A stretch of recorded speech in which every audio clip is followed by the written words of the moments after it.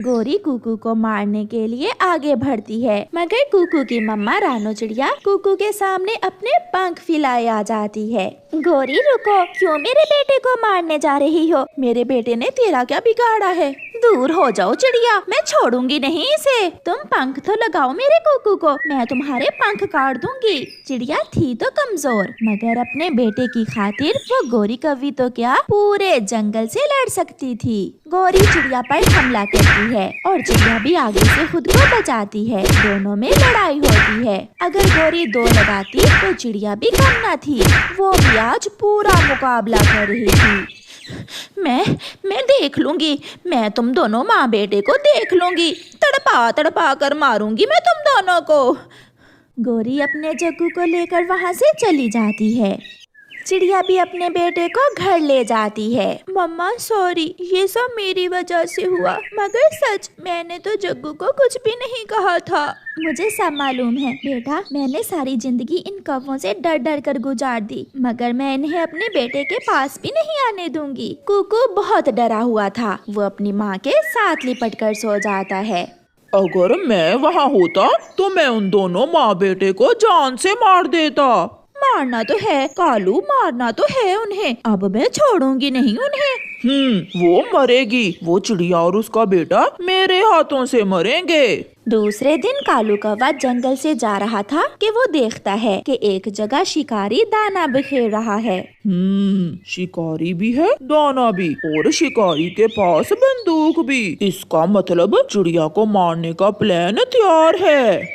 दुष्ट कालू कौवा चिड़िया के पास जाता है। चिड़िया बहन, कल जो गोरी ने कहा, मैं तुमसे उसकी माफी मांगता हूँ। मैं बहुत शर्मिंदा हूँ तुमसे। कालू कौवा ऐसे नाटक करता है। कौवे भैया, मेरा कुकू तो नदी पर बैठा अपनी दोस्त तितली से बातें कर रहा था कि उन माँ बेटे ने आकर लड़ाई शुरू कर दी। मैं अपने बेटे को पिटता कैसे देख सकती थी? छोड़ो इन बातों को। अच्छा तुम ऐसा करो, बेरी के पेड़ के पास दाना है, मैं भी वहाँ से ही दाना लेकर आया हूँ, तुम भी जाकर वहाँ से दाना ले आओ। आपका बहुत बहुत धन्यवाद कालू भैया, मैं भी अभी दाना लेने ही जा रही थी। फिर कालू कौवा धोखे से चिड़िया को शिकारी के लगाए हुए जाल की तरफ भेज देता है।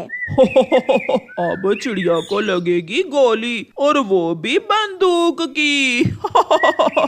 कालू भी छुप छुप कर पीछे जाता है। कुछ सोचे बिना चिड़िया बेरी के पेड़ के पास जाती है और वहाँ जाकर दाने लेने लगती है।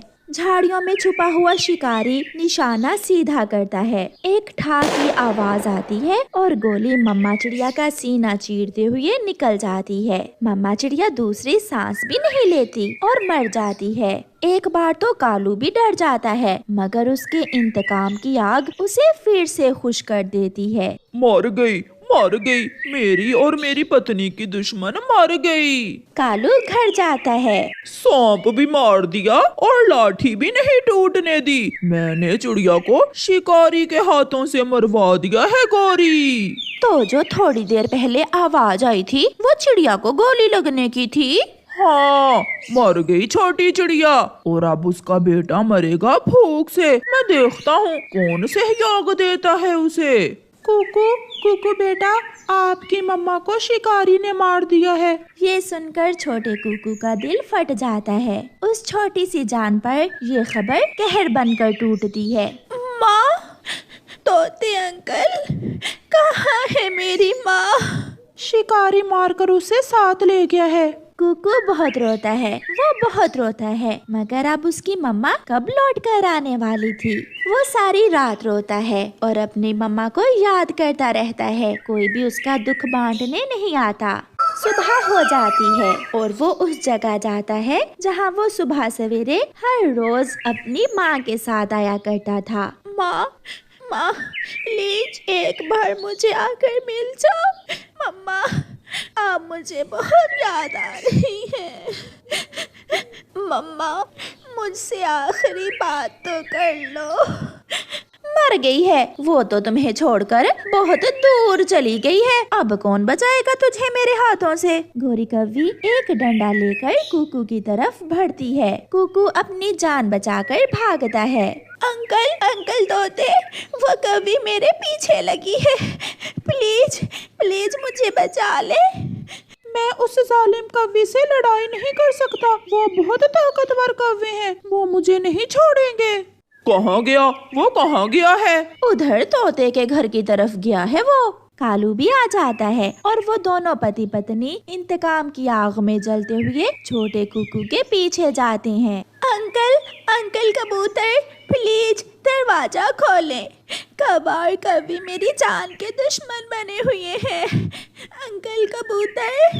मगर कबूतर भी दरवाजा नहीं खोलता। कौवे और कौवी को अपनी तरफ आते हुए देखकर कुकू फिर से भागता है। वो पहाड़ों की तरफ चला जाता है। मौसी, मौसी चील, मुझे बचा ले, मेरी माँ नहीं है। वो कौवे मुझे मार देंगे, वो कौवे मुझे मार देंगे, मुझे बचा ले। कल तुम्हारी ही माँ को शिकारी ने मारा है ना?